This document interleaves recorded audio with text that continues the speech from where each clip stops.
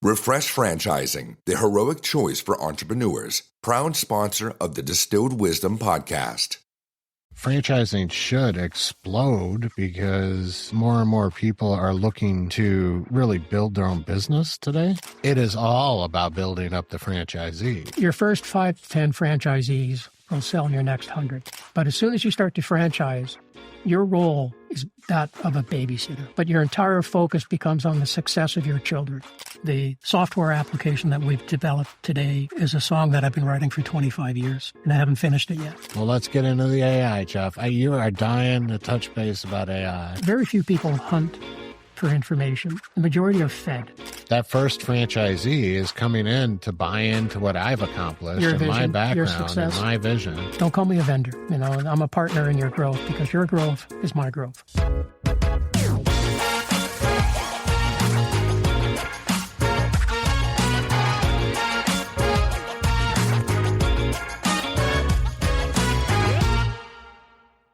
All right, we have Jeff Dumont joining us today. He's the founder and president or CEO. Oh, both president and CEO of Water Street. Is it Technologies? franchise management software. So the full name is Water Street Franchise Management Software. Or Water Street FMS. There you go. I like FMS. Yeah. That's much easier. Yeah. Jeff has been in the tech space, I think, forever. He's a good friend of mine, and I'm really excited to have him on the show. So welcome, Jeff. Adam, thank you for the Salud. mug and the early morning coffee. Very much appreciate it. It is coffee, folks. I Yes, swear. It is. Yeah. No, it's great to be here, Adam. And I've been looking forward to the opportunity to just participate in your podcast. I've been watching them for the better part of a year now. And I love what you're doing. I think it's a great perspective and just a conversation that tends to flow once you get into the conversation. This is unscripted. We don't really have an agenda. We don't really have any predefined viewpoints. We're working together in the same space, that being franchising. And that is my passion and what I look forward to talking about. But I've been in the industry for a little over 25 years. And so I've seen franchising from a lot of different perspectives. And we manage everything from franchise sales to the operations of the franchisor, including royalty management and, compliance for the franchisees. But more importantly, the day-to-day operations of the franchisee. We focus on field service franchise systems. And so, every franchisee, be that an owner-operator or a multi-unit or a master franchise, they all have a different interpretation as to how to grow their business. Truth is, a lot of franchise systems, when they reach a certain maturity, is when they discover their challenges. 10 to 15, 20 franchisees is where they see the deficiencies that they've established over many years of status quo. And so when we work with any brand, the first thing we try to do is understand, where are you coming from? Are you an emerging brand, an early stage? Are you a mature brand with 200 units? What's your objective? And again, because the technology is the easy part. It's understanding the objective of the brand itself and where their pain points are and how to resolve that and how to provide a solution that satisfies that objective. And what's great about our platform, I guess, if I can speak to the platform itself, is that it really is just a bunch of Lego blocks. Mm-hmm. And if I understand what your pain points are and what your requirements are, we can take our application and provide a solution that is very specific to you your were need. The only solution that we had in my model. Nothing off the shelf would work for what we needed it to do. And that's how we ended up landing with you, right? Yeah. And off the shelf is so much easier if you have, a very simple need.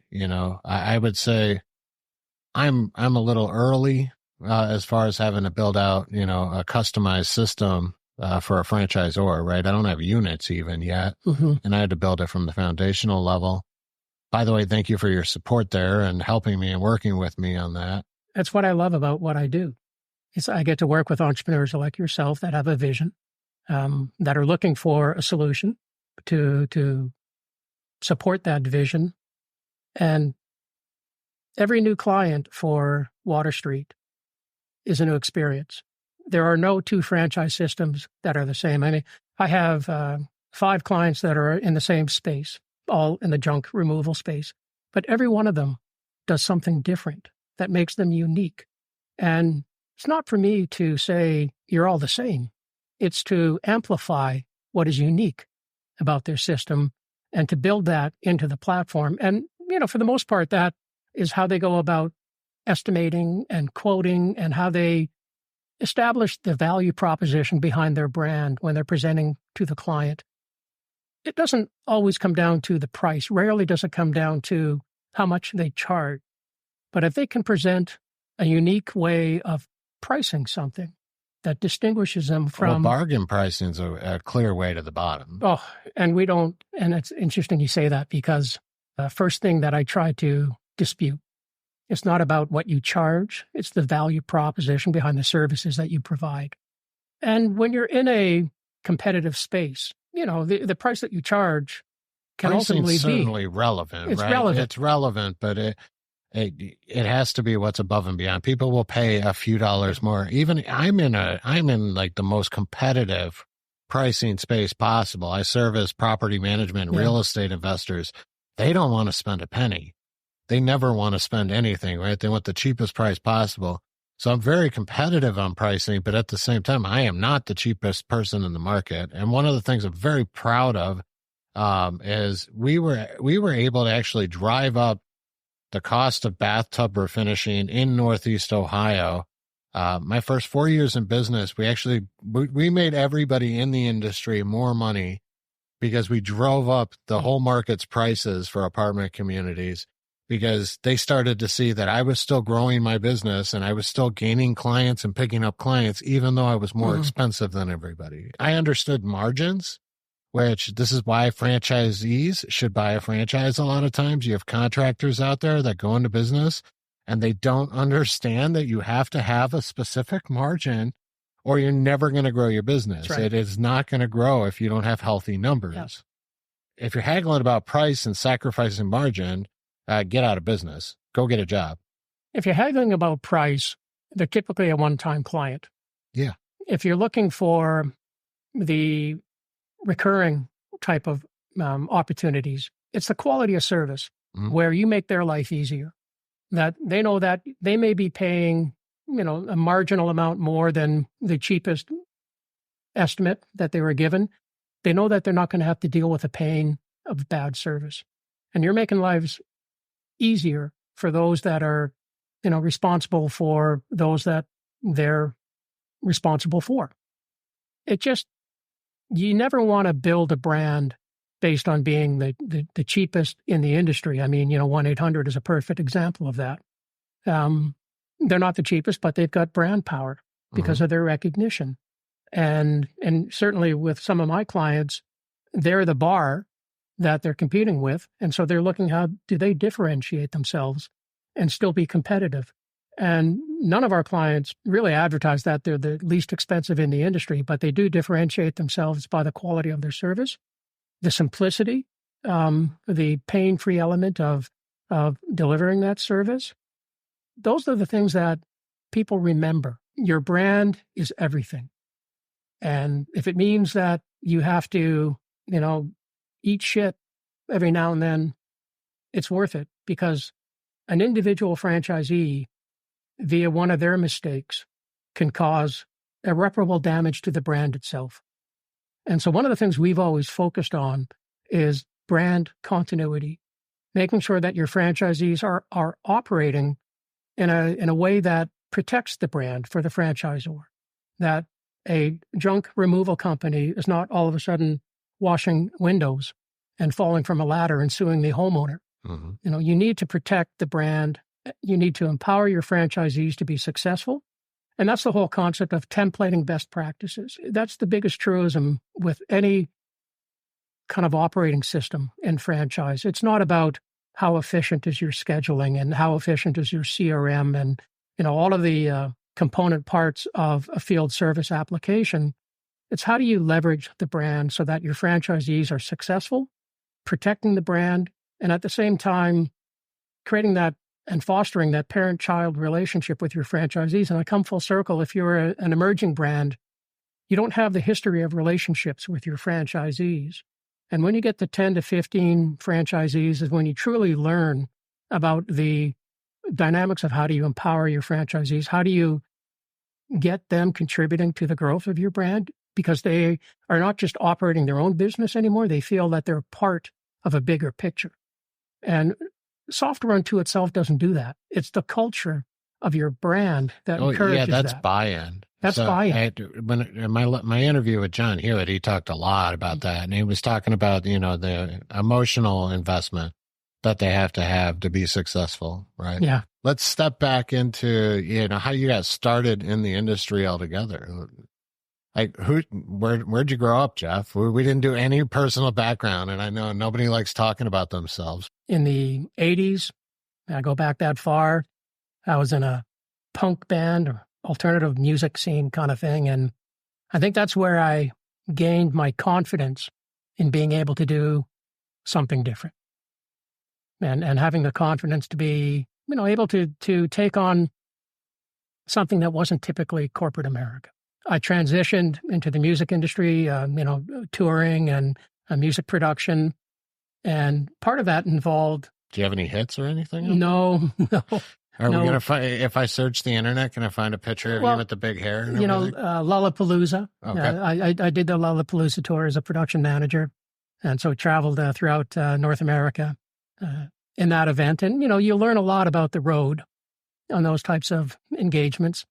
You learn a lot about endurance because you work hard, right? And when you're on the stage, it's a different reality when you're back of house and you're making everything work, right? You do all the work, basically. You make sure that the front of house, the band looks good. You rarely see what happens behind the scene, behind the stage, back of stage to make things work.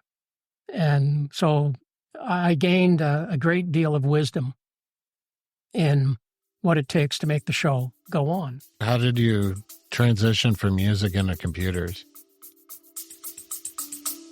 Stay with us. We'll be right back. Citizens of distilled wisdom, gather around and listen up.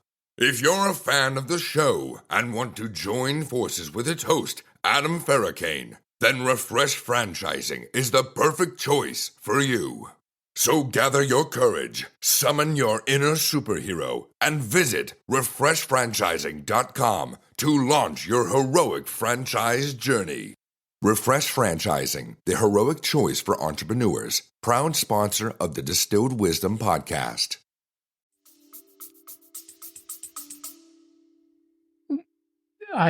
In my role in the music industry, I started to work with early stage computers. I learned the art of putting together those kind of technology platforms with this one client that happened to be a franchise system. I realized this is a really interesting business model. The way that you can connect all of these individual businesses. So did you do any work outside of franchising prior to moving into the franchise space? Never. So you've literally been in the franchise. You told me once before you wrote something, and you're going to correct me because I'm not a computer programmer. I don't do coding or anything, but you wrote something that's still used in search or something today, right? One of the first applications that we developed was called the Distributed Information Management System, DIMS for short. Okay. And that is still a part of our core application today. Your core or the whole internet? Because I remember you saying like the way the internet, like it does. Well, I don't understand this stuff, but so when you search or something, like it's a. I would like to think that I influenced the internet. Okay. What we had developed early was the equivalent of today's forums, which is the equivalent of Facebook today. I'm not suggesting that Facebook stole my idea, but the idea of collaboration and having a threaded discussion and being able to organize a discussion into groups and folders and invite people to contribute to that discussion, that's what Facebook is. And or early chat rooms. Right? Early chat rooms. All of the social media. Oh God, am I dating myself too?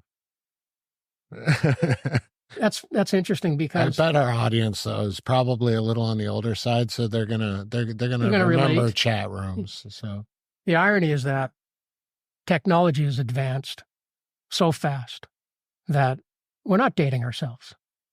We're talking 20 years, 10 years, really, for the advent of platforms like Twitter and social media and Facebook. yeah, actually, so Facebook, well, it was MySpace back in Mm-hmm.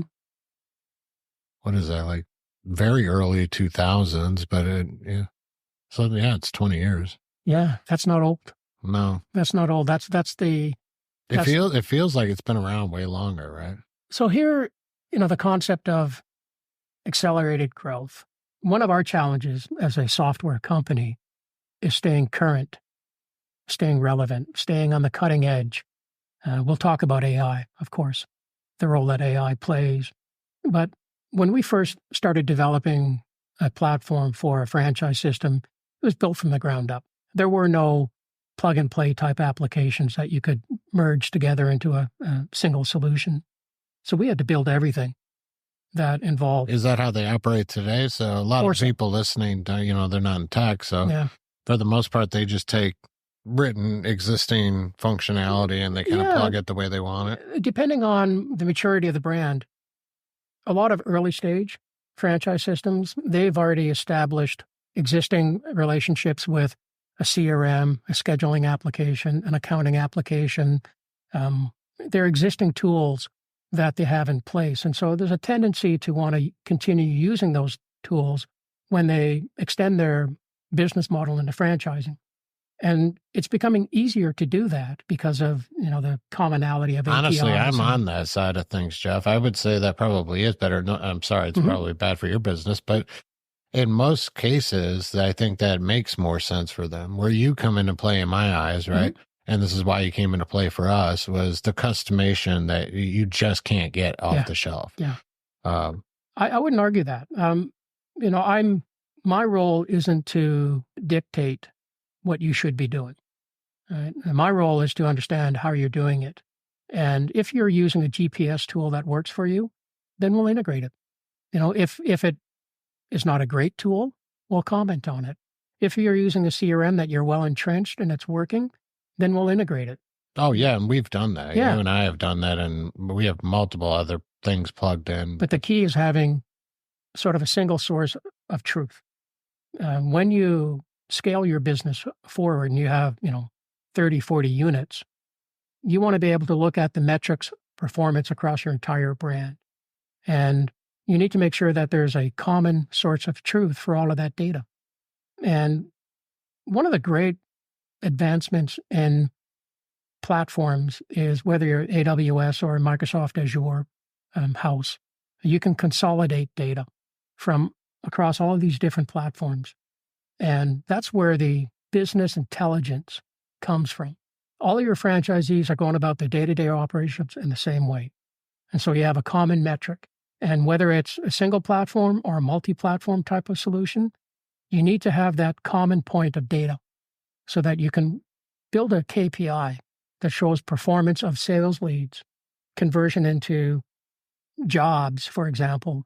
Even though you're not using our platform, you still need that metric. And then you can share that metric in our platform, right? And so there's that whole sharing of knowledge and performance. Franchising is unique in that you have individual business owners that are very competitive.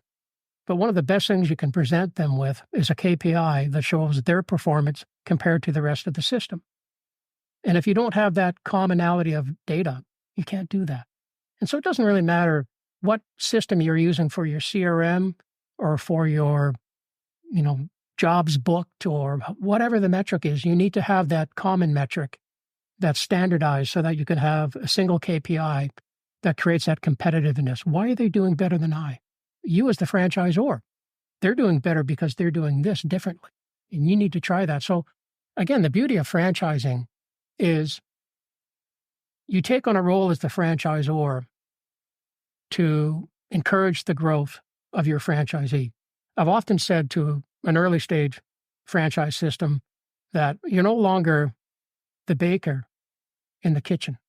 You have a successful business, good on you. But as soon as you start to franchise, your role is that of a babysitter. And I don't mean that demeaningly, but your entire focus becomes on the success of your children and no longer celebrating the success of your business, but what can I do now to make sure that my franchisees are successful? And that's the relationship that you need to foster in franchising.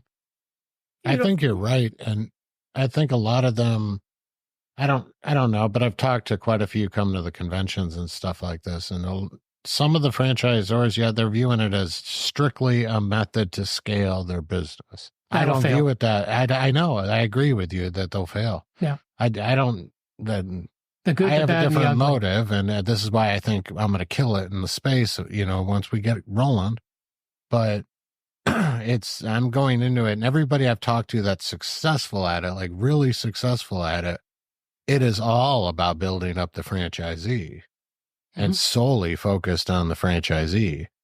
And if you're not connected and in line with that, and that's not your mission as the franchisor, you're screwed. Your first 5 to 10 franchisees will sell your next 100. Yeah. I mean, I don't even, again, they talk about things like being royalty, sufficient and everything, and that stuff's important. Yeah. But I don't even care about making money with the first locations, right? Like, not at all. Yeah. Whatever. I will lose. I don't care as long as I can afford it, right? Yeah. The idea is that they win. And if they win, then that gets momentum, and then the model continues to grow, and I'll win later. Delayed gratification. Yeah, no, right? Your first 5 to 10 franchisees are your referral network. Right. And you have to focus on establishing that success rate with them because, coming back to the good, the bad, and the ugly, I've seen a number of franchise systems that have grown faster than they're really capable of growing, and it comes back to haunt them at a certain time. Heard those horror stories too. And that's tough to recover from because that is not just an individual business. That's a brand. Oh, yeah. And I mean, sometimes you're talking 30, 40 franchisees out there that are all suffering because of it. One of the other interesting areas that we've encountered is with that organization that has 20, 30, 40 entrenched franchise systems is when they want to implement change. They recognize that everything they had done to date to get to the point that they're at is not sufficient to grow to the next phase. And again, it doesn't come down to the technology. That's one of the great things, one of the challenging things for my business, of course, but one of the great things about technology today is that there's a lot of great tech available, and it tends to become entrenched in a business.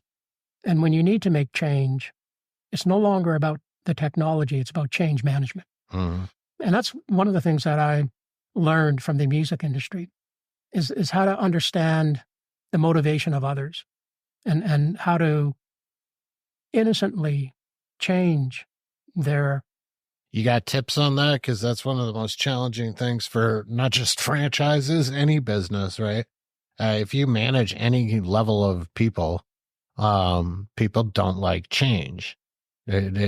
Change, it always has pushback, and there's always challenges with getting people to adopt a new process, new system, new way of looking at things, new anything. Really. My mantra is that for 10 parts of change, there's one part improvement. Right. And if you can highlight how it's going to improve, whether they're bottom line, if they can, have one less staff member in their office, if they can see some kind of benefit that's obvious, they're less reluctant to change.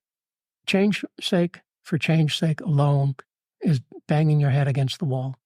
And we do a lot of this where we're working with existing brands that are looking at transitioning off a platform that they've implemented that worked fine up until the point now that they're operating as a true franchise, where they're looking for that common metric, where they're looking to manage their royalties, where they're looking to improve efficiency, where they're looking to have a platform for growth, where they can bring on the next franchise and get them up and running in a month.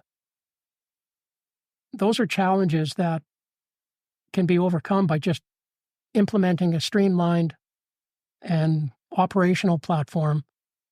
It takes the vision, though, of the franchisor to accept what's failed which is now you're getting into Now you're talking personality pride trait and pride and that's a good way to kill your business, is to be overly prideful and to just not acknowledge. I don't have a problem with being blunt, maybe to the point of offensive in some cases, but it's not my job. I like that about you, but yeah, having been in the industry long enough to see the dynamics in play, what is obvious to me is often not considered because of pride and arrogance and, human nature. But I love what I do because I get to work with individuals like yourself that are entrepreneurs by nature, that have a vision, and I like to execute that vision, no matter what stage you're at, because I've worked with the early stage, I've worked with the mid-tier, I've worked with mature brands that all have their different pain points, but they all are unique. And if you don't understand what the objective is, there's no software that's going to solve that. So, Water Street franchise management software, we're a software company, but there's more of a, I don't want to call it consulting, but there's an awareness of the business model. It's pretty obvious when you're on the outside looking in. How do you handle a situation where you're dealing with a franchisor and what they're essentially asking for isn't the best? Do you give your opinion on it? Yes, absolutely. Yeah. When they're, let's do it this way, Yeah. How adamant do you get on that? Very adamant. I engage in a meaningful discussion, which may not always be in the best interest of my next client. Today, they may come back a year from now, right? You can't convince somebody that is not willing to entertain a difference of opinion. And that's what I enjoy about this industry, this particular business is, and then coming full circle, don't burn a bridge, because someone that you didn't have a successful conversation with yesterday, they may change role and work for another company where they didn't have the empowerment to make a decision back then, but they saw the wisdom behind it. And you need to play the long game in this industry. And, it's a small industry. Oh, I'm saying that, but even though it's incredibly large, right? Yeah, the economy. Yeah. I mean, I look at, we've booked well over 3 million jobs, representing an economy of $500 million through our system, right? I mean, that's significant. But there's only really, less than 5,000 franchise systems. And when you look at our target of field service, that's even smaller. Oh, I keep going back to the John Hewitt one because he had all these stats, but that was one of his stats, right? It was the 5,000 something. But then if you break it down to what you have to do to be in the top 1% of those 5,000, and it was seriously like 10 locations or 15 locations or something. So out of those 5,000, that's why I'm saying when I say it's small, right? Out of those 5,000 franchisees, only a handful of them actually have, a good collection of units out there. Yeah. Most of them are in my position. They're all emerging and they come and go, and they come into the space and then they drop out. And that's why when we're talking about stuff on what it takes to be successful as a franchisor, there's so many that are going to just rotate through, and I get it because I'm in that boat right now. I'm trying to get those first units out there and holy crap, is it hard, right? Why is that? That's one thing I've never really understood. Getting buy-in. You don't have that culture of franchisees. You don't have the testimonials. I completely understand it, right? There's going to be a lot of skepticism buying into a franchise when the only thing you can really measure is the success of the founder, essentially myself, right? So that first franchisee is coming in to buy into what I've accomplished and my background and my vision. But I can't give them hard data, right? And especially with the laws, I can't make projections on what they're going to earn or anything like that. Which I would love to. I want to just tell them like, you're going to do great. You chose to dive into probably one of the most complicated franchise models imaginable. Yes, I certainly, I went way overboard with my development. So which is, I think, brilliant. First of all, the way that you've created a space that you can have individual franchisees operating in the same territory with a specific skill set, multi-brand within a single brand environment. You did everything that would, inspire a seasoned franchisor, because opening a single brand, junk removal company, and growing that to where you have your first, second, third, typically they get their brother, they get one of their technicians, they get one of their, someone close to them to join them. And that's how they get their first 5 to 10 franchisees on board. And that's usually what begins to haunt them 5 to 10 years from now, because they have those. I'm purposely being cautious on that. That's a great call. I could give them away, right? But that's not going to help me long term. You're going to inherit a lot of problems down the road with that. They don't make the best franchisees long term. And so there's that chasm. How do you get the first 5 franchisees that are going to represent the next 50? Mm-hmm. And I don't think especially there's a magic solution, right? Because I have 4 brands. Yeah, 4 brands under one. Yeah, it's not just 5 franchisees. I've got to get a couple in each one, and then I got to prove it as a collective offering. Harry disagrees, our consultant, on that. That it's ideal to push all of them necessarily into a market at the same time, but I believe that's important. And that's because I need the whole model to be functioning in a market that's not mine. That's right. So I need to get all 4 of the brands operating within a market so that I can not only prove it, but also find out what's broken and then fix it. So you and I know, because we're going to have to fix all that together on the tech side of things. But I have to get those operational units in another market operating together, which is the beauty of the model, is them being able to operate as independent business owners, but then have all these advantages of not the franchisors that are really successful. They build this network of franchisees that support each other, and they don't even go to the franchisor. They operate together, right? Their better support is franchisee to franchisee, and they operate as, that's where the councils and everything come in. That's why I love my model so much. Again, just need to prove it, but I need them operating like that in a market where they have, let's say Columbus, Ohio, right? All 4 of them are operating in there, and they're working together to share clientele because they're different offerings, and offer that turnkey solution back. But they get to grow their business as a unit. And they're not competing against each other. No. They're in the same market, but they're supporting each other, because if I do this one service, I can recommend your service. Right. What I love about your business model is you still have that regional representation. Mm-hmm. Right? You still have that entity that can support all 4 franchisees in one particular market, but they have someone to talk to that represents that market. You have I wouldn't say an entirely unique, but a really, really well-structured business model for franchising. Case study, honestly. 10 years from now, when we do another podcast, we'll look back. I hope to come back and say, hey, we have... It worked. Well, if it's 10 years, pro forma, I don't know if I'm legally allowed to put numbers on. I might have checked this, but, we're looking at 500 units in 5 years, or no, it was 380 units or something like that in 5 years. So 10 years from now, we'd be a couple thousand, right? One of the things I always say to a prospective client of Water Street is that don't call me a vendor. I'm a partner in your growth, because your growth is my growth.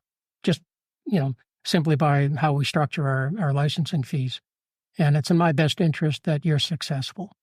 And so don't consider me a vendor. This is a partner in your growth, and we'll do what we have to support that. And again, that, we provide the technology part of it, but we also make sure that the technology fits your business and the vision. And that's what I love, again, about what I get to do. I think there are, unfortunately, I got to be careful about this. I feel fortunate that I get to do what I want to do. And I get to work with a dynamic set of individuals, and everyone is different.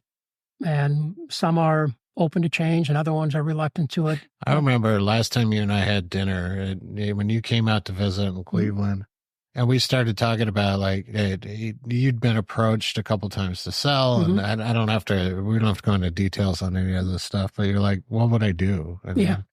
I love what I do. Yeah. I love what I do. It's true. We're at the IFA show here in Phoenix, and I've been a member of the IFA for probably going on 20 years. And I honestly don't come to the show specifically to generate new business. It's a great network environment, but I've made so many good friends and acquaintances in this industry. And that's the other cool thing about franchising. It is a small community, and you get to know people, and you establish relationships with people. I'm working on an opportunity right now with an individual that I met 10 years ago that has now retired, but helping out a new brand. And the first thing he did was called me and said, what you did for us 10 years ago worked, and we love it. And, you're the first person I called. That's the reward of doing a good job of working with people and understanding their vision. It sucks when we don't win every opportunity, but the reward of winning those that we do just validates everything that I do.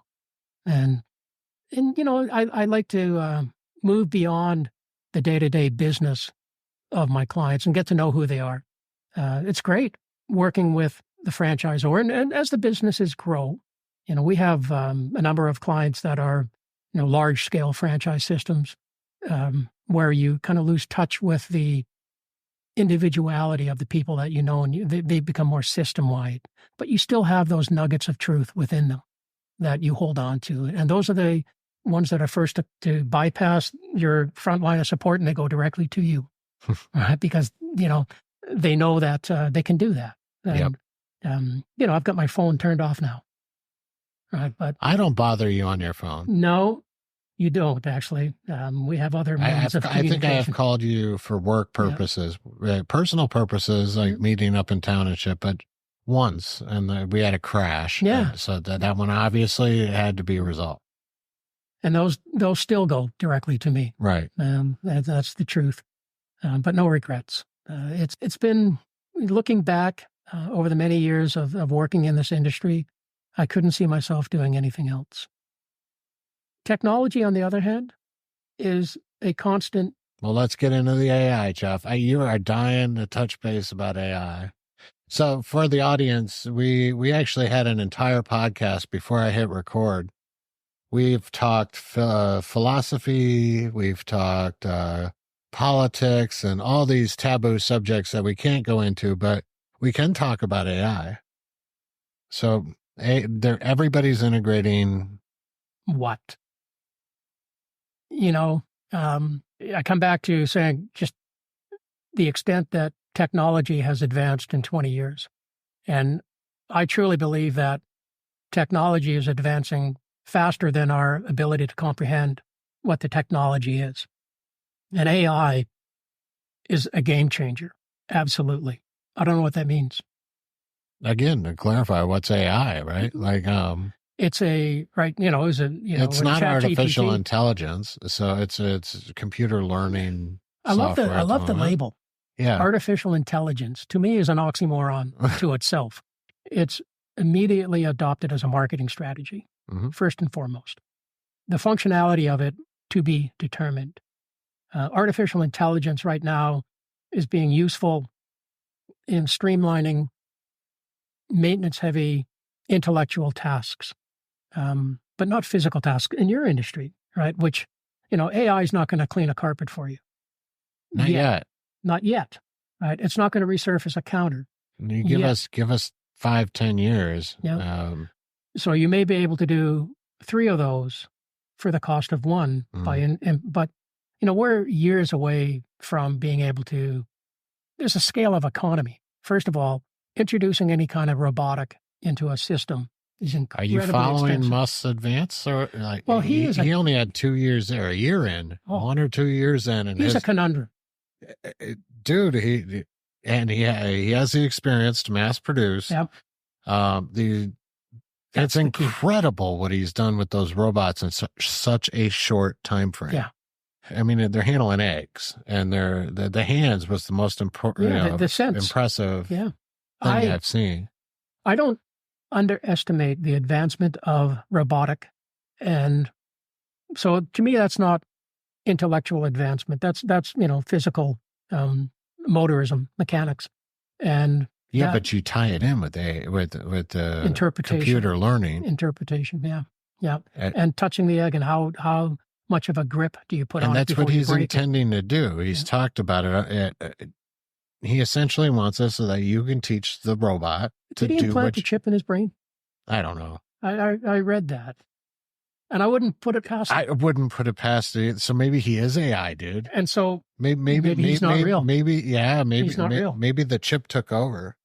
So they put the chip in, and then the AI became self-aware and took over his brain. So maybe Musk is no longer Musk. Now we go into the conspiracy. Yeah, now we're going down a whole new rabbit hole. AI is a game changer, and it's being adopted right now in streamlining monotonous tasks. And I think it's very relevant in managing a sales pipeline, perhaps.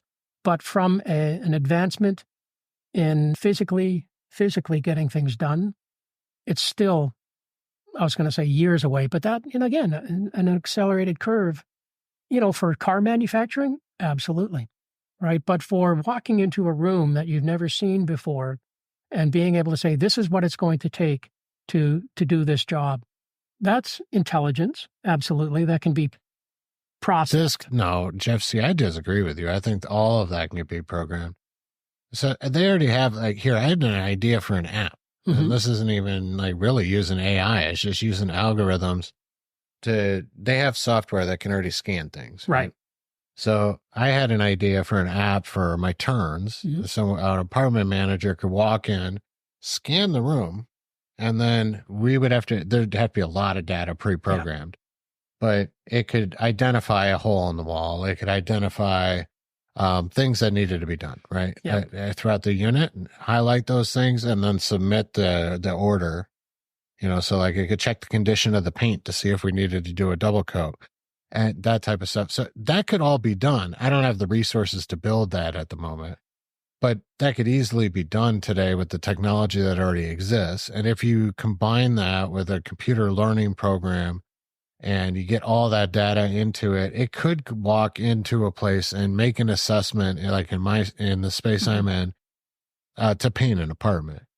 It could do that. It could walk in and make an assessment and judgment. But this is a niche-oriented solution that would require a massive investment in order to program the... But why wouldn't a company make that? Well, because it's if niche. I was in a different position, so I'm up, say it is 10 years from now, right? And I have those 2,000 units, and we can, even if I don't have all the capital, I can raise what I need to do this. Yeah. Why the hell wouldn't I? Well, again, because it's niche oriented. Well, it's not though. I mean, because going inside of a vacant. Not if we develop a way to streamline the education of the robot, right? And yeah.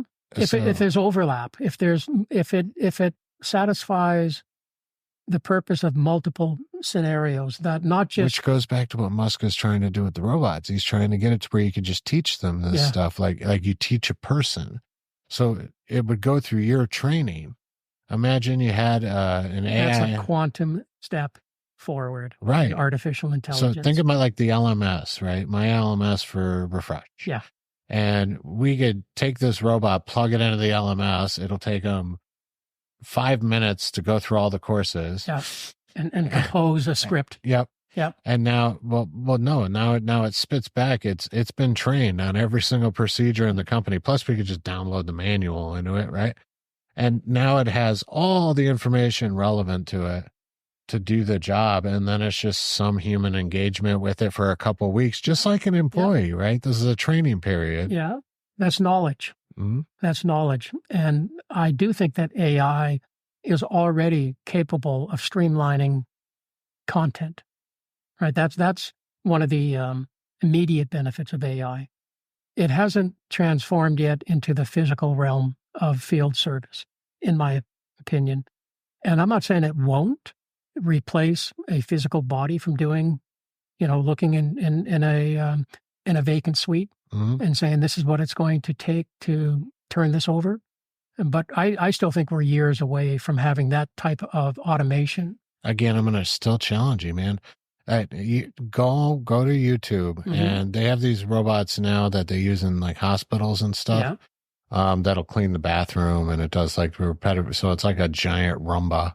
Yeah. But it'll spray down the bathroom. They have one that it only does a certain part of the process, but for new construction, it can mud and tape all the drywall in a unit. So they come in, they hang the drywall. This thing comes in and they leave it overnight, and it does all the finishing work. Yeah, I was watching a video last night on automation on drywall, coincidentally, where this machine was able to tape and mud and sand after the drywall was put up, and that's a good example of new construction, one, right? Yeah, right. So I'm not saying it's not going to happen. Where AI has already addressed its potential in content management and streamlining some of the sales process, its role in replacing a physical worker in a dynamic environment, which is characteristic of field service. I don't know how fast. I'm not saying it's not going to happen. Sure. I just don't know when. There's companies out there like Company Cam, right? That a great advancement in the use of a phone in measuring. But now that, they can look at a stack of lumber and calculate the volume of it automatically. That's an example of AI, if you want to call it that, in situ. That's, pretty incredibly productive. But I also have this inherent fear of dependency on AI and becoming too complacent with the dependency on artificial interpretation. Right? It's not just intelligence, it's interpretation. I've wondered some of that too, right? Like we're all switching over from using browsers and search history to come up with our conclusions. Instead, we go to, ChatGPT, right? This is becoming more and more common.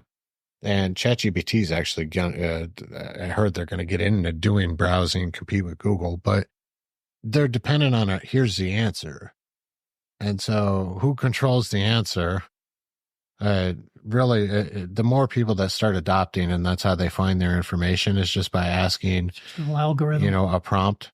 And that could be kind of scary. Whoever controls what those prompts are, what prompts AI is not allowed to give them, they control the flow of information and education. And from a business perspective, from the fact that I own a software company, I don't personally have a need to adopt AI into the platform too early in the game. So that surprised me when you mentioned that before we started recording too, because I do see value in it. I use it. Like here, even my video editor, I have somebody that's doing most of my editing now, but I played around with it the other night, and it was a crappy video, but I was actually able to, through prompt, create an entire video with voiceover and visuals and even background music, just giving it a prompt and telling it to use stock footage. Yeah. And content. Yeah. And so AI for content development, like we're launching a new product, right? But there's more than content. So what I was going with that is like that you see it now on all the platforms. Even LinkedIn has the, rewrite with AI option. I just noticed that actually, I think last night. But they're starting to do that on there. I think that's pretty convenient stuff. Yeah. So then again, I don't know where it would play a role in your software. So more of the operational type software. I see it for the content. I see it for drafting an email or. So one of the strong points of our application is intelligent scheduling, right? And I see AI potentially helping in route optimization. Oh, I'm looking forward to that. Right. So, but that's, route optimization right now is based on proximity, duration, traffic. Right. So the only way that AI could improve that is to be more real time. That's, AI is not going to help you improve. I disagree, but that's because my shit's so complicated, right? Everything I do is so complicated. True enough. Because in your case, you have to do you have 4 franchisees that need to, when you're doing a turn. That was one of the reasons they we need to hired have it you in was sequence. exactly this, was outlining the schedule for them to go into the same client, same apartment, and time their services. And so like making changes on the fly, Yeah. it's more than just time and duration. It's actually going to have to identify parameters with the individuals performing the work. So, and again, you know, the way that you currently do that, right, is if the Very first manual. person to show up on site realizes that the scope of work has changed, right, that the next trade that was supposed to show up is now delayed. And that all has to be managed manually. Yeah, we have that manual input. That's what I'm saying. That's where AI could help, is it could fill those manual voids in between where I currently, like you and I, we did a great job putting together a system for this. But it has to involve humans in the equation. And every time there's a human potential for error. So I guess it comes down to the net benefit that you gain from introducing or incorporating AI into your business process. And that's where I don't see an immediate benefit in your industry, and certainly the industry that we're focused on with AI. It's a great example. You know, when your first trade shows up on site and something's changed, that needs to be communicated across the entire platform. And right now, you know, with effectively your one operation locating, when you build that times 10, you have to look at the benefit of introducing AI with scale. And when does it become relevant? Because I guarantee you that when you introduce any new technology, there's pain. And, you know, is it the right time to introduce? It's a good discussion in the role of technology. And there are enough applications in the market today that it's not whether or not the technology will work. You have to choose the right package, of course. It's no longer a technology, will it work question. It's how do I implement it? How do I train? How do I use it so that it doesn't create more pain than the value itself? So again, let me ask you a question. Like things like a job description in the system, and now I'm just challenging you, adding it in there. Stuff like what I mentioned earlier with the LinkedIn rewrite, right? Then again, now we're just brainstorming, so I'm thinking out loud. But yeah, I could see a place for that where you could work it in to help clarify or write out information like scope of work or things like that. And again, that's content. And yes, I do think that AI can streamline the content. Quite literally, when you're working on site on a mobile phone, the last thing you want to have to do is type anything in. Oh, voice text, yeah. All right, so voice text and the manipulation of the voice text into some kind of meaningful job description could be a great example of how AI can benefit that. And that already exists. You know, that's the beauty of not having to invest in creating a technology to supplement, to replace sort of a... Siri. Yeah. Siri sucks for that, though. Yeah, as an Android user, I can't comment.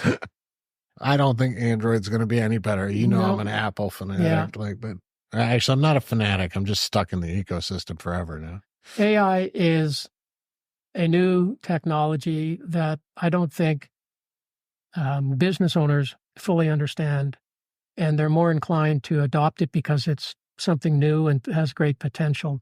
But I would caution about implementing any kind of solution based on AI other than what is available on the market and readily accessible and incorporated into your technology stack. And again, coming full circle, a week after ChatGPT became available to the public domain, every company out there was saying how they're using AI to benefit. And it's really a marketing strategy as much as everybody anything. used it in marketing. You could 100% tell, though. Like, I just posted something on LinkedIn telling the freaking people that are sending me all these emails, guys, at least change the first sentence. It's the same first sentence in everybody's email. So saturation, right, is a big concern that I have. Business to business and business to consumer use not just social media, but, campaigns, and it's lost its focus where it's just white noise now. And so any kind of meaningful communication that's important gets lost amongst the white noise. So maybe AI can play a role in filtering out the noise from what's really important to me. So we're going to use AI to filter itself out. Yeah. It's Matarone. Yeah. Right.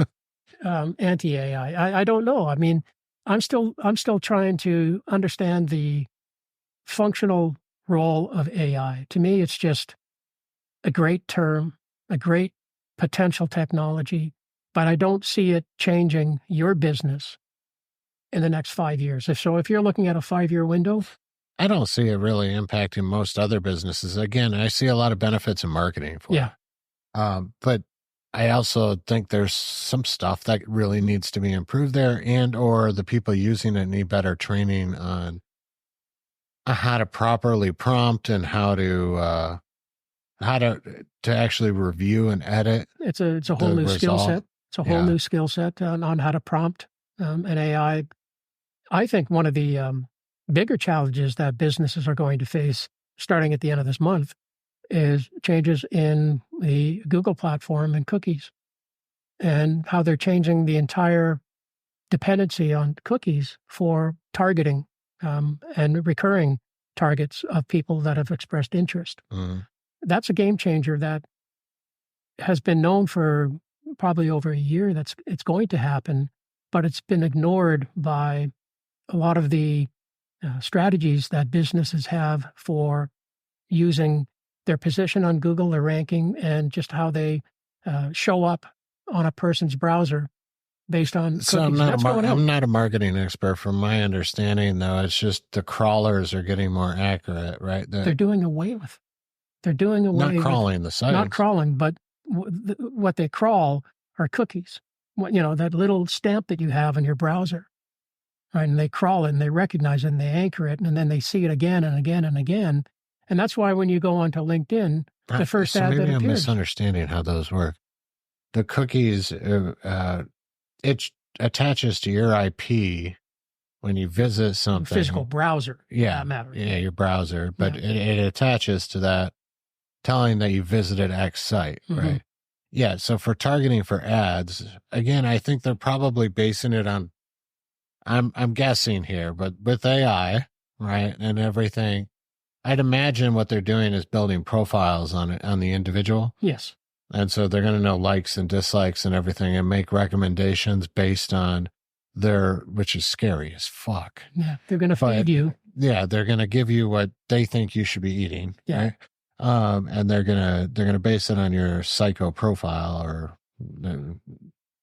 They have so much information. But I don't see that being a problem for businesses. I see it as a human rights problem, maybe. But as far as for businesses, for advertising, it's still in Google's best interest to get your stuff in front of the buyer. Yeah, I don't fully understand why Google is doing this, to be honest. Why they are taking away one of the strongest anchor points. Trends? Well, and why is Apple transitioning to the new adapter, right? It's that was Europe. You can thank Europe. It's pressure from outside. Yeah, that's making them change. And I get sick of every time I go on Flipboard to read news, right? And when I was first introduced to it, it was great. It was a great source of news that I could flip through and read what I wanted to feed my brain with. But more and more so, it's now asking me to subscribe and pay. And so it's already a negative in that sense of, freedom of information. But increasingly so, it's like, accept these cookies, reject these cookies. The process of rejecting is to the point where I just accept because I don't have the patience when I'm in the middle of reading something. So it's human behavior. And I think it's ultimately the pressure from the end users collectively, whether it be the European Union or the US or Canada, it's pressure from outside that is forcing these companies to change their behavior because they don't want to change. They have to adapt to the end user experience. And, bringing this full circle again, incorporating new technology into a software solution, you have to be really careful of change, because, we have a method of providing our services and our solution. And even though it's tailored to your individual business, the nuances of it, introducing change in a brand is exponentially more complicated than an individual business owner that wants to introduce a new software package. Sure. You're changing the behavior of the way that your franchisees operate day to day. And you had mentioned, the idea of the franchise councils. They're incredibly important to a brand at a certain point of maturity, where you're getting the representation of your franchisees through a few half dozen individuals that represent the voice of the franchisees, presenting it to the franchisor. That's an inevitable part of the relationship of growth and franchising. And they're incredible. And to be honest, some of my favorite sit-ins have been with the ad councils, the advisory councils, because again, you learn what's happening at the ground level than necessarily at the top level. You can gain a lot of insight into that. But introducing change into any system has to be really, really measured against the benefit. And I'm not, and never have been, the first to adopt change. I tend to be a bit more conservative, maybe to a fault, of introducing change. And it's not just relying on what works, keep it. I can't resonate with that at all. Mm-hmm. Yeah. You got to change things. You do. Oh, absolutely. You have to grow. Yeah. And I mean, to a fault, my company fell behind in a certain period of change. 10 years ago, well, when we started this company, there were really only 3 players in the franchise community, one of which tried to sue me and take me out. Well, you got dozens now. Almost every single service management platform now has a franchise branch to it. Yeah. I looked at a lot of them, by the way. They don't understand franchising well enough yet. Yeah. They're going to, you're going to have a lot more competition. It's inevitable. You look at the market opportunity where you sell at once to the franchisor and your revenues are based on. Not to mention, franchising, assuming the government doesn't completely screw it up, franchising should explode because more and more people are looking to really build their own business today. Having been in the industry long enough, I've seen cycles. 2008. The irony of franchising is that it tends to do better in a downturn because when someone is laid off, the last thing they want to do is just find another job that doesn't give them that long-term security. So they think, I just want to run my own business. Yeah, it's not even just the economy. I think there's a different viewpoint when we start looking at Gen Z, right? When they start coming up, most of them don't want to go into corporate America in any way, shape, or form, right? They all think they're going to make it as influencers.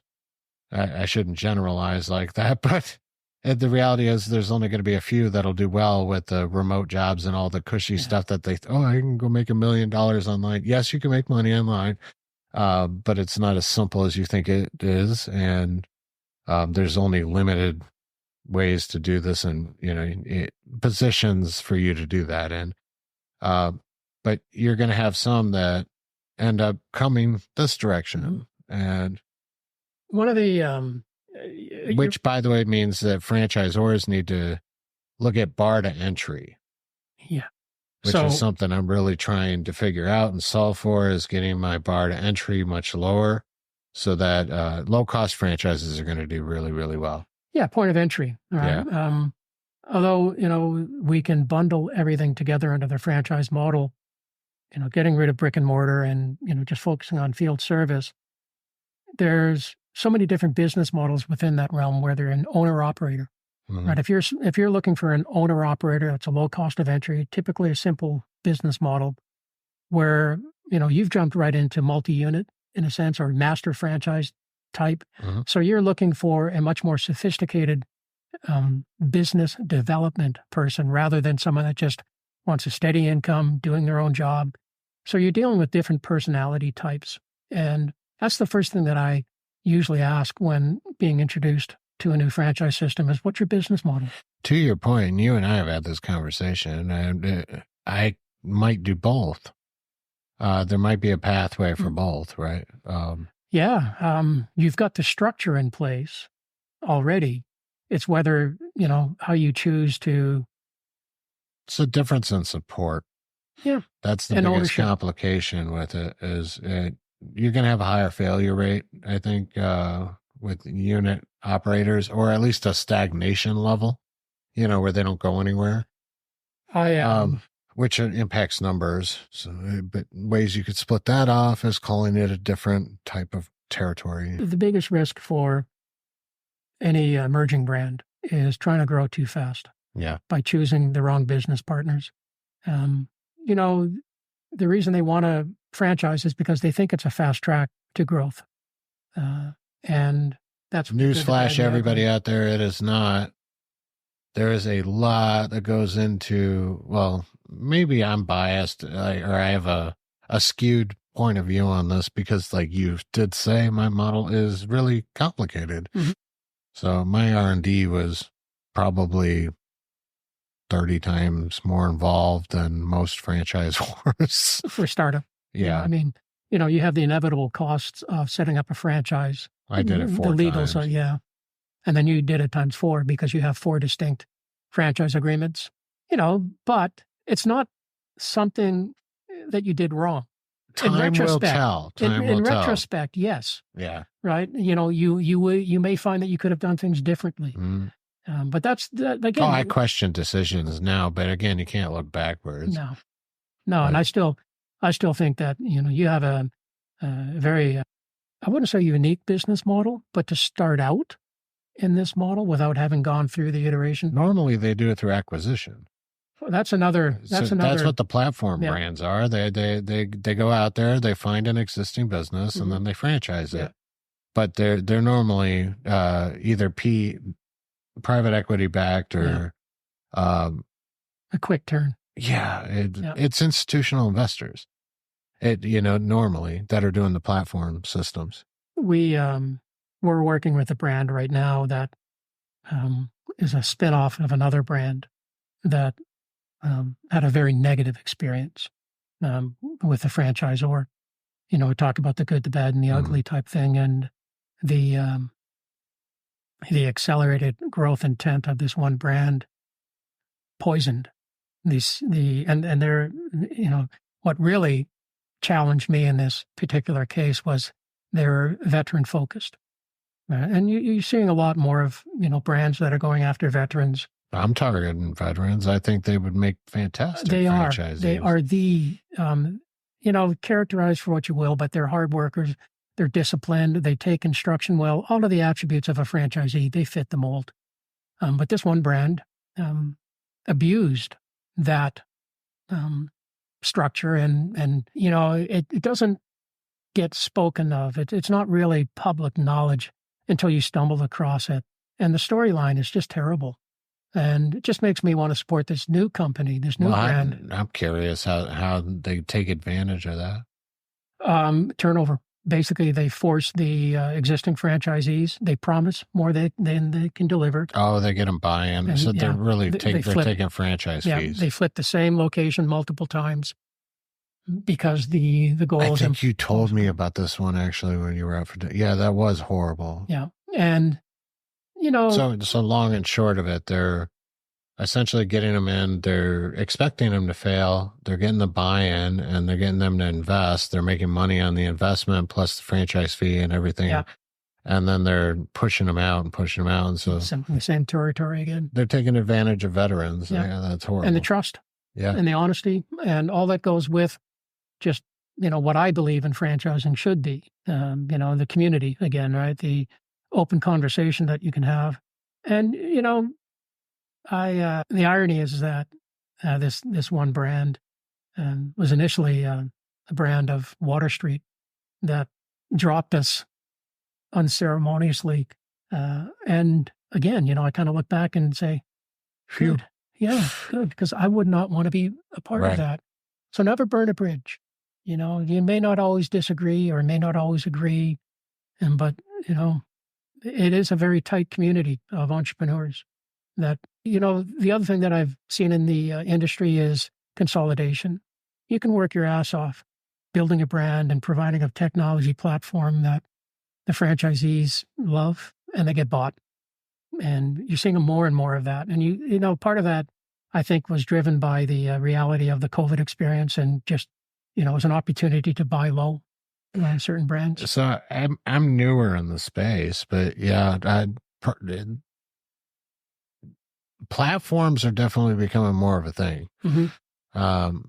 But then again, I guess I don't have anything to compare it to, so I didn't know if that was the norm. But it seems to be there's one parent company that owns, and a lot of people don't even realize this, that the average consumer out there, they are getting consolidated into groups.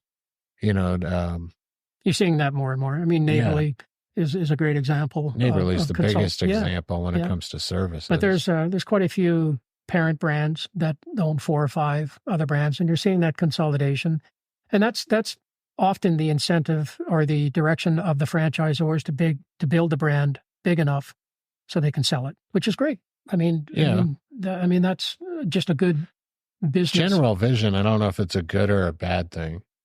I honestly, I'm kind of just neutral on it. I don't know if it's a good or a bad thing for the country, for small business, for the owners, the franchisees or not. There's benefits of bigger companies, more capital, more support and things, but then they're also sluggish and slower, to adapt and change. Yeah. They're VCs. Their interest is not that of the original vision I'm of the a capitalist at heart all the way. We talked about that, right? And so I love the profit motive, but at the same time, they won't sacrifice for future growth, right? Like they have a different objective. Yeah. Very different objective. And it is what it is. It's I've witnessed and been part of a number of acquisitions with brands, including some that are with Neighborly and such. And you often see some of the franchisees exiting at a point because of change, and neither that it's good or bad. It's just their opportunity to exit, right? So, taking advantage of the opportunity that's presented itself. I don't think there's been any negative transitions as a result of consolidation in the industry that I've witnessed, but you see a lot of it. Well, I interviewed Tom Kraus with Donato's, and they were bought up at McDonald's for a while. McDonald's kind of screwed things up a little bit with the company, and the family ended up buying it back. Yeah. So they saved it themselves, but that was an interesting story to hear in and of itself. The founder coming back and buying the whole company back. Yeah. I thought that was cool. And they're still family owned now. Yeah. So I guess it's going the other way sometimes too. Well, because it doesn't satisfy any of the parties' expectations. Right. And that's the nature of consolidation. It's inevitable. And there's a certain point where you get tired as a franchisor, and it's an opportunity to exit yourself. And that's one of the best and only vehicles to pursue an exit strategy. So, consolidation in the industry has changed the nature of franchising, the independence of franchising. But that's business. That's inevitable, and you just have to observe and adapt. We've lost some premier clients, not because of anything other than just consolidation. Well, sure, you got to go under whatever they're using. Whatever they're using, yeah. And that's just the reality of doing business. So, we've witnessed that. Some of my favorite franchise brands right now just have a passion about their brand that, you lose when it becomes part of a larger organization. And that's inevitable. But, you kind of stand back and just kind of watch it happen, and you see what's happening. And you always get that call kind of thing, well, here's what's happening, right? And they don't have to go any further than that. You lose the founder mindset, right? You do. I love systems and processes and everything too, but managers, middle management in corporate America, generally, no offense, guys, but you're normally not all that creative. No, because the founder was. Yeah. Right. So we come full circle. I'm the founder along with How do my you hold business the partner. vision, right? How do you execute the vision? How do you maintain the vision? How do you adapt? How do you always invent? There's always challenges. There's always things that are going to keep you up at night as a founder, as a business owner. But I don't know what I'd do differently, to be honest. If I was to sell tomorrow, I don't know what I would do. I don't think you could sell tomorrow. No. I don't see you doing anything else, Jeff. I'll go back full circle and play in a band. Yeah, again. you'll go start another business. Yes. You'll do something. They don't like my kind of music anymore, though, right? I can't play that anymore. Oh, okay, we can get in. What do you mean? Are you kidding me? Everything's retro today. Yeah, it's true enough. Maybe it has come full circle. You look at a lot of the beats and stuff in modern music, and then there's actually a TikToker that does this. I think it's the father-son, and the son comes in, and he's like, check this out, and he puts on the music, and the dad's like, hold on. He pauses that, and then he shows that the original beat is, like 30 years prior. So. Yeah. So maybe we have come full circle. Yeah, dude. Well, I took music. I've often said that the software application that we've developed today is a song that I've been writing for 25 years, and I haven't finished it yet. Because, literally this morning, one of my clients sent a text saying, this really bugs me. Is there any way you can do this type of thing? And it was a small minor improvement that just, totally we had never experienced. Yeah. Right. And it was kind of like one of those. Yeah, sure. Sure. Yeah. And not only is it something that we can do for you, but it's a general enhancement. And that's how the software is developed over the many years. It's just working with business owners. And what are your needs? How can we improve it?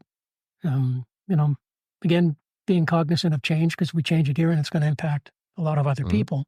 You have to really control that experience, but it never ends.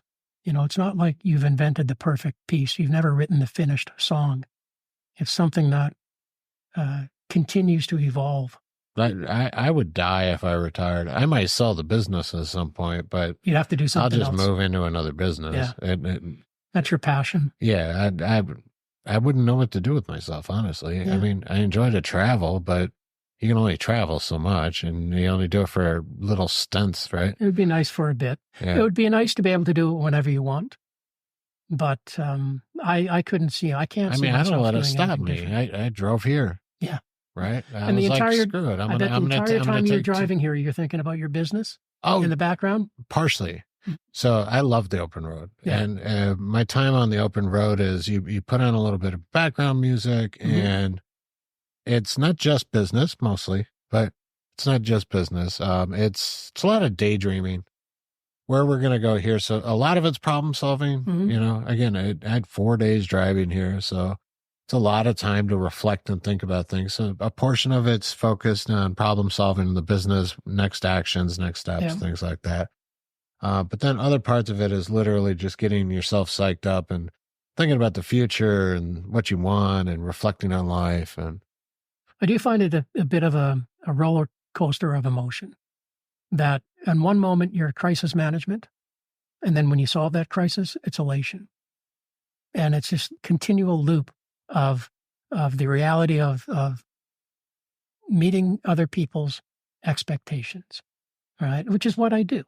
That's what any CEO does that. Yeah.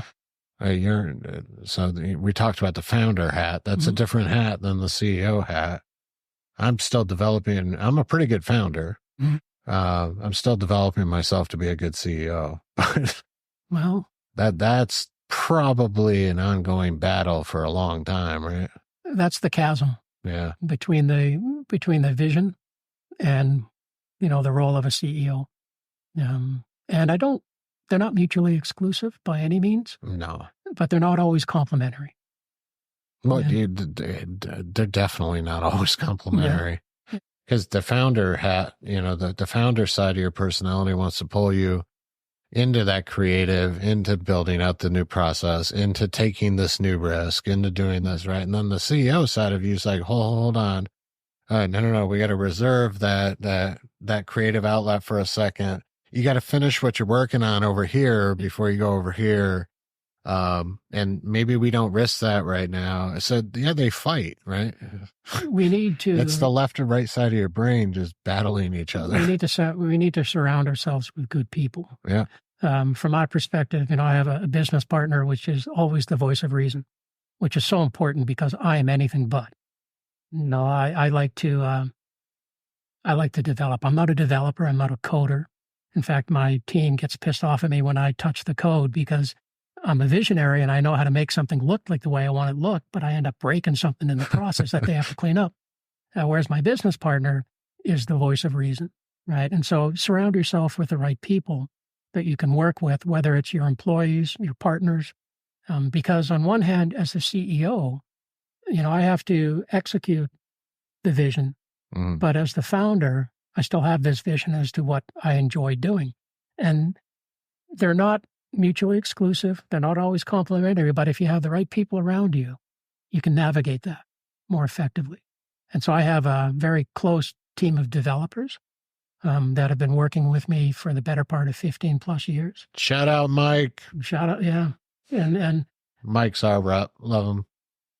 Or our primary developer. You also have to be cognizant that they're not always going to be there. So the CEO in me is saying, scalability, what happens if, but the founder in me is going, Mike, can we do this?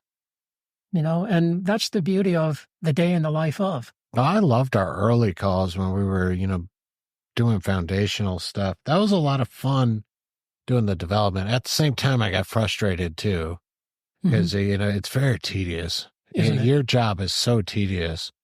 I'm like, and I have to explain it to you, right? So that's been the hardest part about development or the franchise in general, is this is stuff you can't farm out. It has to come out of my head onto the paper, and I can't just solve this for me on, a lot of this stuff, like the ops manual, for example, right? That was grueling too. We did that at the height of COVID. And so we had to do it on Zooms, and it was months, literally, because I had to write 4 operating manuals, and it was months on Zooms with Michelle. Shout out to Michelle. Months on there, though, of her just drilling questions at me, and I'm rotating some of the staff in and out of these meetings, but it's like 2-hour long sessions on Zoom of, how do you do this? How do you do that? How do you do this? Then that section's created, and then I got to review it, and the times 4 again, right? So, and you realize that you've always been able to do everything just because you know how to do it, right? But when you translate it, when you document it, it's like, not only is it monotonous, but it's a brain dump that's painful, and that's again where AI, comes in big time. You were talking about content. I'm trying to figure out how I can use it because we're still working on the LMS, so which is the same process as the manuals, except more involved because you actually have to create content to go with it now. So you got to make a video, you got to or a test or once you start to systemize your business, you realize just how much you've done ad hoc over the many years of just and it inside and out, but to translate it to be able to give to somebody else to do it. And that's the birth of franchising, of a franchise brand. And again, it's those first 5 franchisees that are going to fine-tune the learning curve. If I could give one piece of advice to a founder, aside from general business advice, but one thing that they should do from day one, and which I will do if I ever start another business, I don't think I'll ever start anything from scratch again. But now knowing what I know, I would probably just go out and acquire something and and build it, get it to where I want it.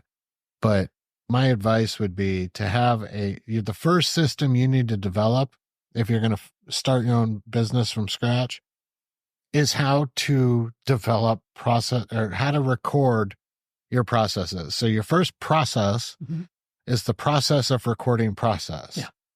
If you do that and you do it from day one, your life will be so much easier. I call it templating best practice. Yeah. If you can define what your best practice is and you can template it, then you can replicate it. And that's where our systems come in is, we take a bunch of Lego blocks and we assemble a template based on your best practices. so that you can hand that off to somebody that's never engaged in your particular vertical, and they can learn it quickly and they can follow a system. And, coming full circle into the challenge of speaking to people and questioning them, they themselves realize how little they know as to what their best practices are, because it's just worked. And they've gone through the nuances of something's working. This is just how we do it. This is just how, and it takes us a week. If we do a core implementation of our software, we can have you up and running in a week. Mm-hmm. It's going to take you a month, 2 months, 3 months, a year to actually define what the system is based on your best practices, because you've never had to really do that before. And this is talking about the emerging brands. We went through that together, dude. Yeah. You and I built out entire processes in there that are gone now. Yeah. Yeah. Right. And we had, it's like, okay, we need to do X, Y, Z. Wait, that didn't work. Yeah. It's painful. Yeah. It's very time consuming, but you got to get it right before you start to scale your business. And I guess, if we were to look at how Water Street differentiates itself from all of the competition in the sector, it's the time that we take to get to understand your business. It's Mr. Jeff Dumont. Well, that's, yeah. I got to learn how to replicate that myself. Well, good luck. Yeah. When you figure it out, let me know. Yeah, well, yeah. I made that mistake early on too. Yeah. Trying to fill my shoes too early. Yeah. That's the founder's pain of growth.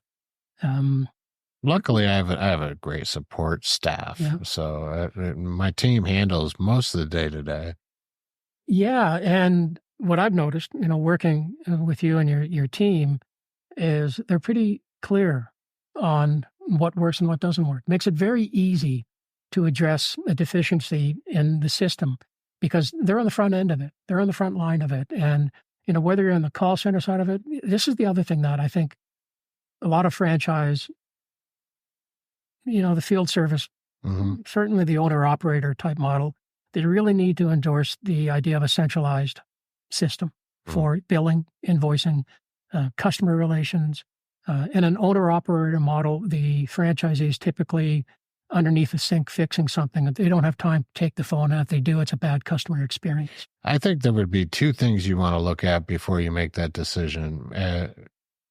One would be the type of franchisee you have. So this goes back to if you're talking owner-operator. Mm-hmm. So what you were alluding to earlier, where it's, the guy on the van. Mm-hmm.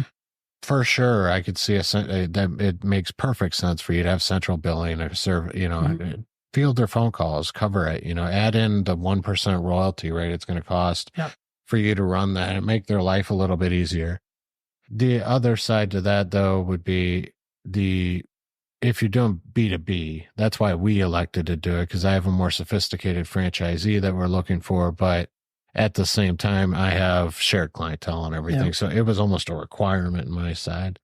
However, if it's a residential business and you have a more sophisticated franchisee, I think it's better actually for them to handle that process, to have a more local touch in their market.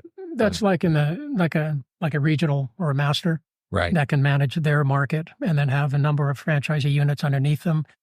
The customer experience is absolutely pivotal.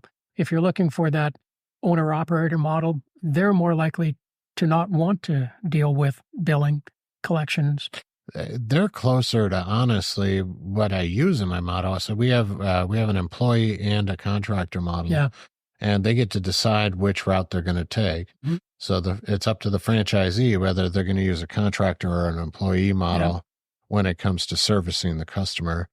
But my contractors, I use both in my market depending on the service.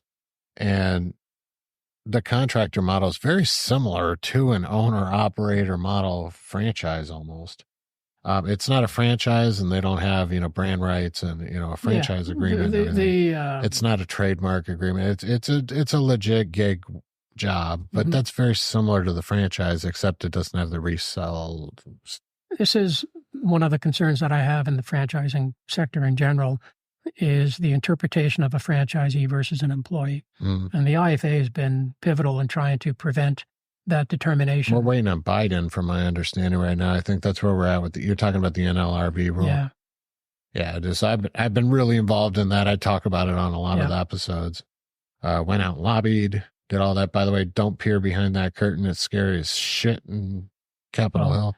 One of my larger clients right now is already transitioning their franchisees into contractors. They're a master franchise type model, where they have a number of unit franchisees underneath them.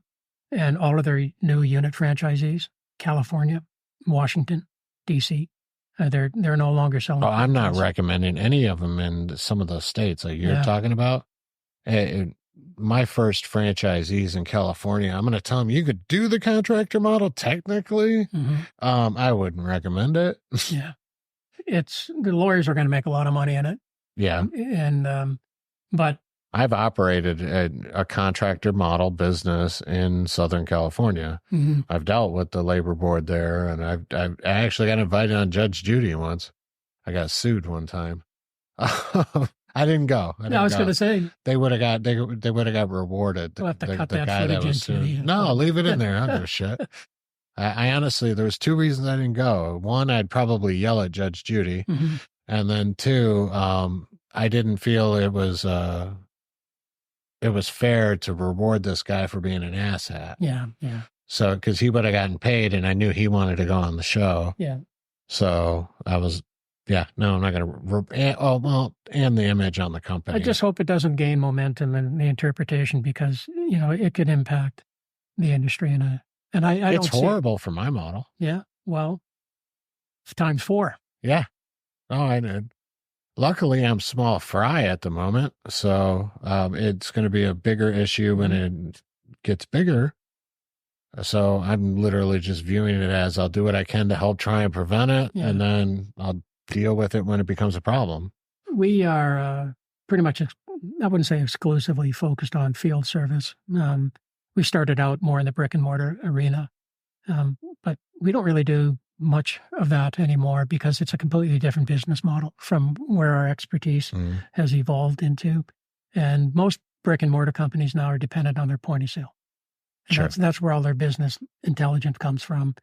We still do some royalty management components of franchisor type stuff, but our entire focus is on field service. And that's what I really, not just because that's where our experience and expertise has evolved into, that's where I'm most passionate about the dynamics between the franchisor supporting the franchisee in their day-to-day operation, whether that's a master franchise model, a multi-unit, an individual owner-operator. They all have their own nuance.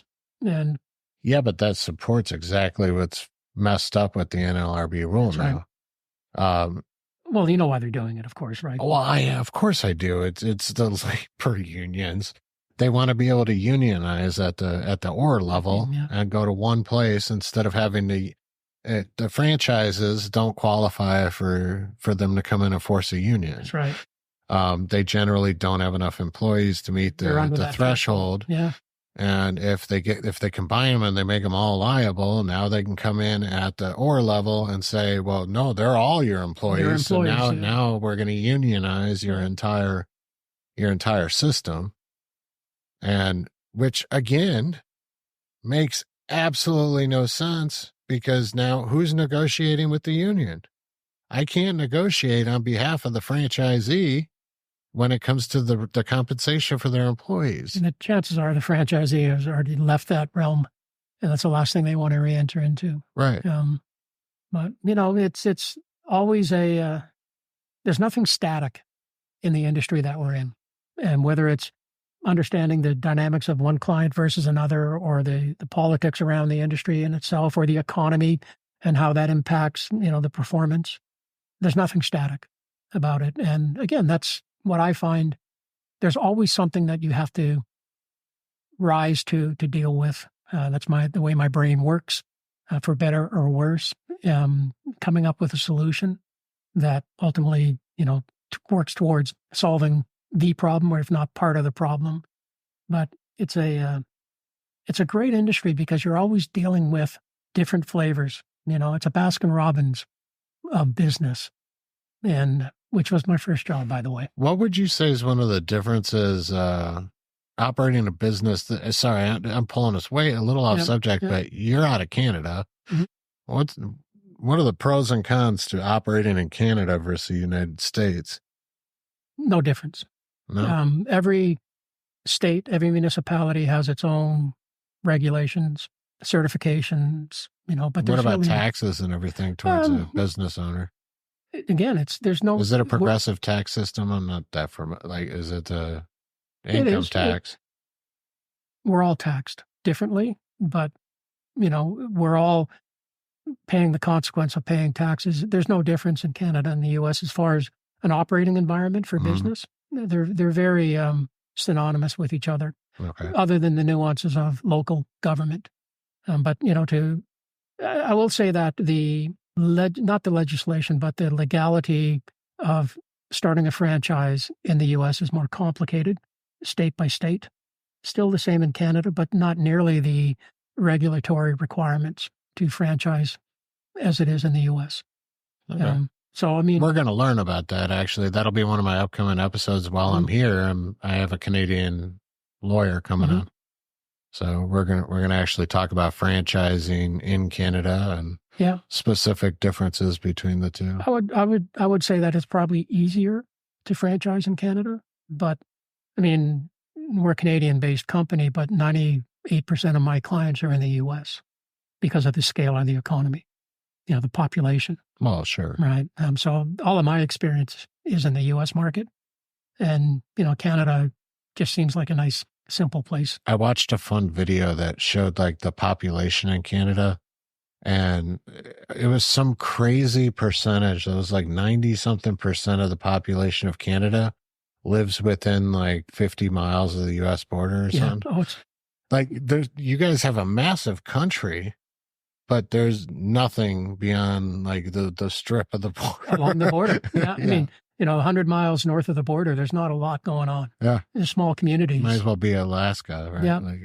So it's the difference in franchising Canada and the U.S. is mostly just in the legality surrounding it, is to my knowledge, but it's the scale of the economy. And I would hesitate, I'd say that, franchising, the model itself was invented in the U.S. and pioneered in the U.S. And in Canada, we just kind of sit back and watch it. And a lot of the franchise systems in Canada are, based in the U.S., just the organic growth. But other than that, we all have taxes that we have to pay. I met a couple Canadian-based franchises. Wings Up was one. I tried to get him on the show. I don't think he was keen on public, 1-800-GOT-JUNK. Right? Is that Canadian? Based in Vancouver. That's where he started his business, in Vancouver. And I know John Hewitt started Liberty Tax out of there, but that was because of his non-compete. It had nothing to do with Canada. We're a safe haven. We're a safe haven. What can I say? But there's a border between our two countries. But I joked with you that one time. It was so Canada is very particular about driving offenses and things like that, and so I was concerned they wouldn't let me in because of a previous driving offense from years ago. And I remember you were like, "That's okay, man. We'll just go right to the neighborhood across, and I'll just pick you up." Like, just get close, close enough. There are subtle differences. There are many states in the U.S. that you can still ride a motorcycle without a helmet. You can't do that anywhere in Canada. No? No. Yeah, in the state I'm in, there's no helmet law. Yeah. And, so there are subtle differences. See, now we can get political a little bit. Okay. So helmet laws, seatbelt laws, like all these things under the guise of safety, I think they're so ridiculous. Like, yes, you should wear a helmet. Yes, you should wear a seatbelt. I completely agree with all that. But what I find ridiculous is that you're going to impose a fine on me like it's harming someone else. It's my risk. Yeah. I have, not to mention, look at the irony here. When you're talking about, all right, you're going to give me a ticket if I'm not wearing a helmet on a motorcycle, right? Okay, at least you can make the argument that that's for my safety, right? Now, explain this to me where you can give me a ticket in a car for not wearing a seatbelt, but I can ride a motorcycle with no seatbelt, right? It's not about safety. It's literally revenue generation. And I guess And even if it is about safety, whose? yeah, I get to decide my own risks, right? Isn't that Yeah. part of life? There are and this is a separate podcast Yeah. that we could go into. I should start doing more of You those. know, I'm telling you, they're going to be more popular when we start questioning. there really is no difference in how we operate in Canada than you do in the U.S. That's the beauty of our two countries. There's a border, but it's really non-existent, and we think the same, we think differently, but functionally we're not really any different than each other. And our sense of entrepreneurship is identical. Well, what was the difference? Canada was still controlled by Britain, right? Yeah. Basically in France. Okay. Right. Yeah, you have the French province, and again, I'm not that part of and history. That 45th, is it the 45th? I should know this, but they drew a line at one point. Yeah, and they were like, okay, well, you guys keep the U.S. and we get this up here. There's a community not far from where I live in Vancouver that you have to go through Canada to get to it, which is in the U.S. Because when they drew the border, they forgot about this little toe of a piece of land.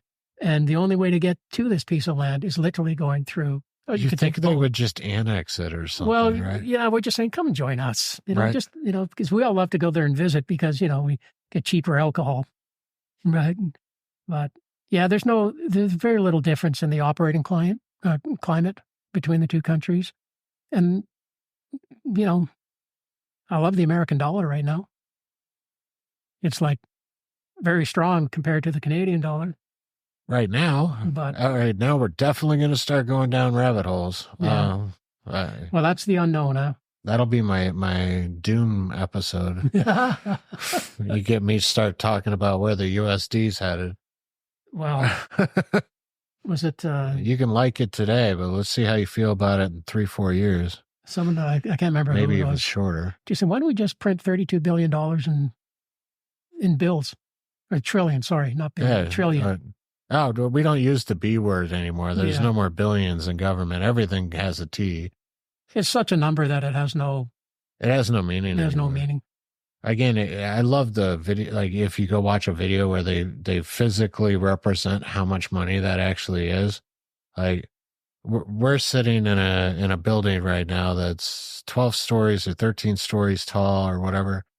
That amount of money would probably fill the entire volume of this building multiple times going northward, right? Yeah. And those are $20 bills. Yeah. It's an insane amount of money. And of course, that's going to impact shit. Well, to your question about how do we differ, when the U.S. farts, we smell it. Oh, sure. Right, because there's no separation of impact. We don't impact the U.S. in NAR decisions, but the decisions that are made in the U.S. You could.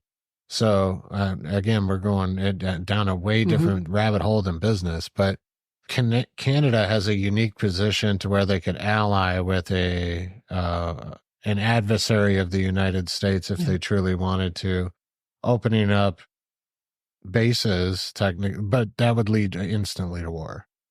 Well, then, going down that rabbit hole, there's that little state north of us called Alaska. Right. That was a strategic border, for sure. Right. And what country is on the border? Oh, sure. Of that, right? I mean, they have islands. There's an island here and an island here right next to each other where it's all the Russian Guard over here. Yeah, and all the they're U.S. literally Guard. waving at each other. Yeah. So, you talk about what's going to happen in 5 years with AI. I mean, what's going to happen in 5 years in all the other stuff that's happening right now? And I can't go there. Honestly, there's so much. It's a lot of speculation and we don't know. And a lot of stuff happening that we don't know. And, on the plane ride down here, the guy that's crawled into the middle seat beside was in the Air Force and dressed in his full. It was Class A. Yeah. And I don't know, I just had immediate respect for this person fulfilling that role. My father was in the U.S. Air Force, and I've always had a deep respect for people that serve in the military for whatever reason they find themselves. But it's a precarious world right now. And I don't know if it's just more precarious because of all of the coverage that we have. This is one of the, I come full circle where the information that we no longer, very few people hunt for information. The majority are fed information now. 110%. Right. And they don't verify the information either. And I don't know if it's laziness, if it's capacity, if it's skill set. I'm watching Succession right now. And it's a media empire. Mm-hmm. And it's parallel to so much of the world today. But the way that the whole channeling of information for profit and ears and eyeballs is happening at a pace that as a society, we're not able to truly measure it and interpret it. And we're becoming the equivalent of, sheep. I'll give you some optimism, though. Is there, at least for the time being, it's not all doom and gloom because most people aren't getting their information from those outlets any longer. You see that changing? Yeah, for sure. Yeah. You look at here, Tucker Carlson. Did you see the interview of Putin? I haven't had to watch the interview because you should watch the actual full interview. It was actually pretty fascinating. Mm-hmm. I watched the whole thing. I really enjoyed it. But the fact that had more viewership than quite literally every mainstream media channel combined and then some, right? Mm-hmm. So I don't even remember. It was something like in the first 4 hours or something of it going live, it had like 500 million views or something, I don't know what it's up to today, but that gives me a little bit of hope in the sense that people are challenging regular mainstream media. Mm-hmm. An individual like him could get fired from his position for essentially not going with the flow. Yeah. Right. Yeah. And not towing the line when it comes to the mainstream media. He got let go and literally gave them the bird and just emerged now, taking his audience with him and everybody with him. And now he's unchained as far as the information that he can share. Yeah. Whether you agree with him or not. Doesn't matter. Yeah. He's got a channel of his own that's not dependent on someone else telling him what to speak. Yeah. And you're right. That's a truism in how we have access now to, and 10 years ago, you couldn't do that. No, you couldn't. There wasn't the infrastructure, first of all, to support it. We're all now looking for alternate sources of information. Not all of us, but, people have access to alternate sources of information, which, tends to polarize people too. They tend to navigate towards what they want to hear. Sure. And, I watch. Well, they all are in echo chambers to an extent. Yeah. Yeah. And the algorithms are like TikTok's horrible for this. You end up in an echo chamber no matter what. Yeah. That echo chamber could be cooking recipes, but So, but you end up with whatever it decides you want to hear. You're just going to hear that over and over again. Where does it emanate, and what is the value of conspiracy theories like Taylor Swift throwing the Super Bowl game and stuff like? I mean, stuff like that. Flat Earth. Well, the noise is becoming louder, Mm-hmm. and there are always a group of people that will navigate to one side versus the other, and they become louder. Mm-hmm. It's interesting. I think yeah. Honestly, though, it's a good thing. And here's why I say that. It's a good thing because we don't have to like everything that's being said. The fact that we're hearing it is a positive thing. I mean, I think it's a positive thing for free speech. And I think it's good because it does create dialogue and open conversation. Yeah. I wish people in general, the polarization between, politics and things like that would subside a little bit. I wish that they couldn't still, when I say they, the the mainstream narrative still couldn't dump fuel on the fire as easily as they do, but I think it's getting better. And I think it's getting more difficult for them to do that. Well, it's dysfunctional right now. The polarity is so extreme that it's dysfunctional. And I think you're right. I think that having the availability of content of all different perspectives is, again, exceeding our ability to process it, but we're coming around to perhaps we will be able to see what's right or not right, what's real and fake or interpretive, but it's this polarity that's killing. So, it gives me hope because if you look at numbers, again, I'm not an expert here, but if you look at the actual age groups that where they're getting their information from and like their viewpoints and stuff, when you start getting into the younger generation, they are actually looking for their own information. Yes. And they are digging in deeper. The ones that are towing the line are generally the older generations, right? And even my age group, I'm at top end millennial, Gen X, right? They're accustomed more to following the line and, listening to the main narrative and everything. The younger kids are literally just tuning it out completely. And they're like, no, I'm going to look at it. No, I did research. I know how to use Google. And they just look it up and they're like, wait, that doesn't make sense. And they actually understand how to dive into those bullshit articles that are written by, blank propaganda arm. And they'll go in and actually use the hyperlinks and be like, yeah, no, this is ridiculous. They're learning. They're learning. And that gives me hope. Yeah, I agree. My generation truly doesn't know how to process the plethora of information. What's new? It's just foreign to how we have traditionally been taught and received. And I think it's necessary for our society to be able to adapt through this information age, which is another, the information age was coined 40, 50 years ago. I was going to say it's a long time. Right? We're kind of going through a new wave. And we talked before we started how none of this is new. This is just a reiteration, but different. And we're just kind of observing it a little more collectively as a society because the information is you don't have to read a paper to get the information anymore. You're inundated with it no matter where you go and what you pursue, you're being fed it.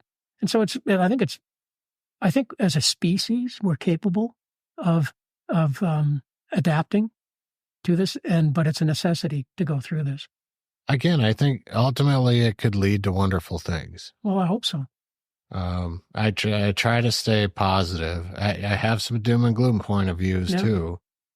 There's some, I'm not very optimistic on where the United States ends in the new world order. So I don't know how else to say it. That's how they're calling it, right? Well, but essentially, here I'll call it the reset, which they're also calling it, right? They're calling it these things for reasons, because they're not unique and they happen all the time. When I say all the time relative to humanity, these things happen over and over and over again, and we're just nearing the end of one of those cycles. And what that means is the United States ends up in a different position in the near future. So we may or may not remain the central, in our lifetime. It's definitely within our lifetime. The United States has only been the world leader for a very small period of time. 100 years. So, World War II. I mean, essentially that was a turning point. Yeah. And there's no guarantee there's a continuation of that. But I don't know what it's going to look like. I don't think we will be a single dominant. The United States isn't going away, and no, it's not. Again, when I say doom and gloom, it just means that bring this back into franchise. Right. There has to be a workforce to support the economy, and my biggest fear is the economy being automated to the point where there is no workforce. What do you do about that? You're still going to have someone come to your house and fix your taps. You and I have had that conversation. Right? What's going to happen when something breaks and you need it fixed? Currently, that's still meaning someone is employed to go and fix it. But the auto industry, the large Restaurants, that's going to go away too, though. The- You know, the whole, a friend of mine that's opened a restaurant, the whole kitchen is automated, Mhm. right? There's no staff in it. Mhm. Maybe one person type thing. There's no wait staff. You go up and you order it and you pick it up and bring it to your table. So the whole fabric of employment is diminishing. Oh, personal engagement is going to be a luxury. Yeah. It literally, people, I see this clear as day. Like, you're going to talk about, like, when we talk restaurants, fine dining will still have wait staff. Yes. And they will still have wait staff because it's going to become a luxury Mhm. to have. And they're going to be awesome servers, Yeah. right? Like, because it's going to be highly competitive to One get in a 10. job there. 1 in 10 will survive that Yeah. trend. So, I mean, So what are people going to do to earn a living? that's the question of the day. Your industry? Still people need to rent. It's not just, it's all industry. You know, there's stuff. Here's the scariest part about that is who's going to answer that question? It's not the question itself that's the biggest problem. It's the fact that there's who's going to take ownership of that solution? Because it's sure as hell not the government. No. And I mean, there's options out there that are tossed around, which I don't like. You know, you got stuff like UBI, Universal Basic Income, and I think you'll find a decline. But those in the birth aren't rate. long-term solutions anyway. You'll find a decline in the birth rate, Yeah. which is just a natural tendency in any species. Well, that's already happening. Nobody can afford children. Yeah. So it's already happening.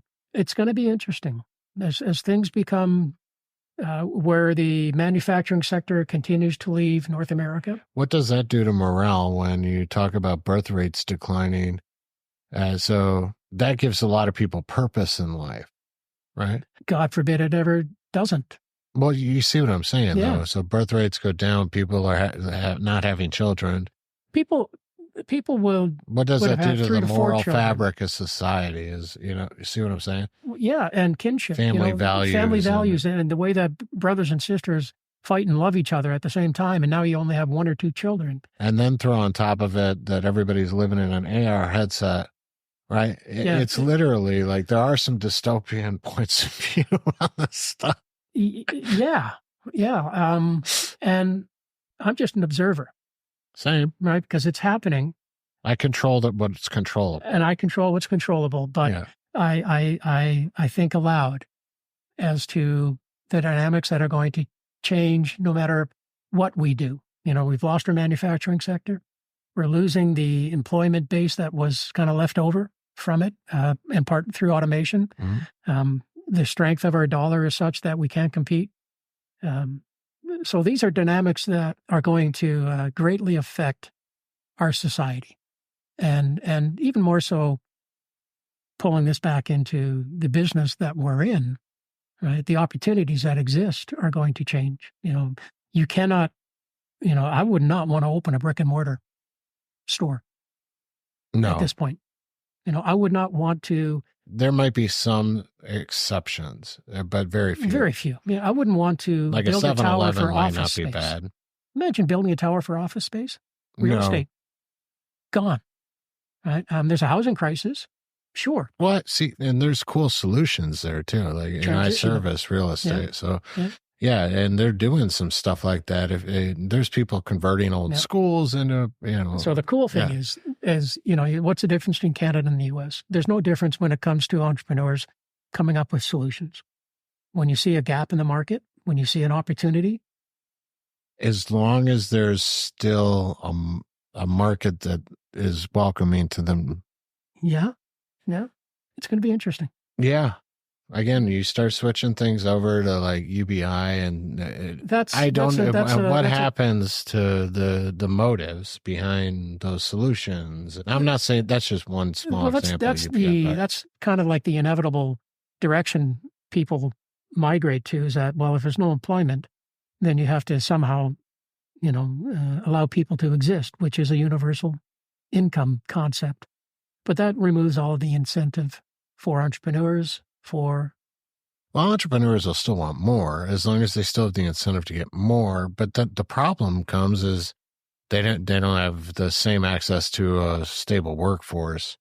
They don't it removes the incentives for other people to support themselves instead of to work hard, being dependent on essentially the government. So we talked about having good people around us, right, to be successful ourselves. And I know your staff and had the opportunity to meet them. And those are good people that believe in you, your vision. You take care of them for all of the right reasons. And you foster that kind of relationship with those people. We lose that when we lose the purpose of a workforce. Mm-hmm. Everything that we do is, designed not just to be successful and gain wealth and all of that stuff. It's the relationships that we have, at least in my opinion, in my existence, is, having the people around you. Purpose. Yeah. That, it's not rocket science, right? It's all relationship management. My managers don't manage because they enjoy teaching people how to clean apartments, even though they might, right? Yeah. They manage because they like coaching other people to better and grow and develop. And that's why I have such a great team. It's because I don't have people that are robots that follow. So that's They like mentoring. They like teaching. Yeah. So you need to make sure that your franchisees or master franchisees or whatever that entity is carries forward that concept, right? Because you're not just providing someone a job, you're providing them with a purpose so that they can carry on that vision, right? Because they have to have the same sense of hiring the right people. And that's a skill set that... Great. My managers need to teach them that because I run my hires by them a lot of times. Yeah, and so they need to... They're better at screening them than I am. Yeah, and so they need to replicate what they do, right? Because when you grow, growth can seem to be stagnant when you're right in the middle of building everything. And with my business, I'm always hoping that it's going to suddenly explode. You need to be ready for that, right? Without injuring your core business. And so it's that's the kind of the... I think it's inevitable, Jeff. Yeah. You're going to have an explosion. You can minimize damage, right? Let's look at it like from a military type perspective. Yeah. We can minimize the impact, so we can shield things as best we can and, put the plate under the Humvee. But when we hit the IED, or it's going to cause damage. It's going to mess things up. But as long as we survive, we'll be good. Yeah, that's right. Cheers, brother. Cheers. So, Jeff, I think we're going to wrap it up. This has been an awesome conversation, but I have meetings. You have meetings. We got to go see everybody else with the IFA. And it's not like we're not going to see each other again. So thank you, Adam, for inviting me. Well, I'm going to buy you a drink at the next stop. Are you kidding me? Let's finish it. Let's wrap this up. No, thanks again. It's been great. I appreciate it and enjoyed the conversation. It was a pleasure, man. And where can people find you with Water Street? Oh, that part. The web address? Yeah, www.waterstreet.net. And you can always reach out to me directly at info@waterstreet.net. Awesome. Cool, Jeff. It's been a pleasure, like always, and I look forward to having you on again, and we'll dive even more into the philosophical. We'll do another episode that talks more on the politics and philosophy stuff and all the stuff your son said not to talk about. So yes, I'll put all that advice to heed. Thanks very much. All right. Everybody else, we will see you on the next episode. I'm filming a whole bunch of these, so I don't know what order this one's going to release in, but I'm sure there's others. So if you want to hear more conversations like this, make sure to follow Distilled Wisdom on whatever platform or visit us at distilledwisdom.net. Thank you. I'm Refresh Man, and I'm here to empower you to take charge of your destiny. Are you tired of working for someone else? Do you dream of making a difference in your community and unleashing your full potential? Then look no further than Refresh Franchising. With us by your side, you can start your own heroic business venture with the unwavering support and cutting-edge resources you need to conquer your goals. Our franchise model is like a super serum that will give you the strength to succeed. Refresh provides extensive training, ongoing mentorship, and an established brand with a loyal customer base. Plus, you'll become part of a heroic league of entrepreneurs who serve as allies on your journey towards greatness. And the best part, you won't have to waste time building your business from scratch like some kind of neophyte. With Refresh Franchising, you'll hit the ground running at lightning speed and unlock the key to heroic financial success. So gather your courage, summon your inner superhero, and visit refreshfranchising.com to launch your heroic franchise journey. Always remember, together, we can achieve greatness.